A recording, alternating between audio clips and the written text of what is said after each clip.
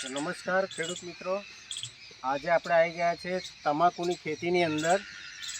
તો સૌ પ્રથમ આપણે ખેડૂતને પૂછી જોઈએ કે આ તમાકુની અંદર પહેલાં શું પ્રોબ્લેમ હતો. કાકા, આ તમાકુમાં પહેલાં શું પ્રોબ્લેમ હતો? આ તમાકુની અંદર પહેલાં વિકાસ નહોતો થતો. વિકાસ નહોતો? હા. અચ્છા, વિકાસ આ તમાકુની અંદર વિકાસ હતો નહીં, જેથી કાકાએ આ બંને બોટલો પાણીમાં આપી. પાણીમાં છોડેલી. હા, પાણીમાં છોડેલી. અચ્છા, આ બંને બોટલોને પાણીમાં છોડેલી છે. આ છે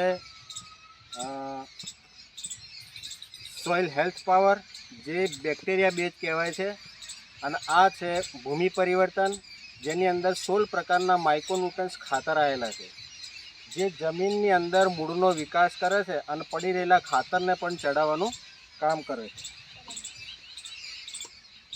પછી આ બંનેને સ્પ્રે મારેલો. સ્પ્રે મારેલો છે. આ બંનેનો સ્પ્રે મારેલો છે, 2 વખત સ્પ્રે મારેલો છે, જેના કારણે આ આટલું સરસ રિઝલ્ટ મળેલું છે. એક વખત આપણે આ રિઝલ્ટ જોઈ લઈશું. તો બતાવો આ રિઝલ્ટ. અહીં કેમેરો આગળ લાવો અને આ પોનું બતાવો. જો આ પોનું કેટલું સરસ અને કેટલું મોટું બનેલું છે. આ કેટલું હશે આ પોનું? 2 ફૂટ જેવું છે. 2 ફૂટની પહોળાઈ 2 ફૂટ ઉપર અને 3 ફૂટની લંબાઈ આવેલી છે. તો જોઈ શકો છો તમે, આ બધાય પોંદા પણ એક જ સરખા બનેલા છે.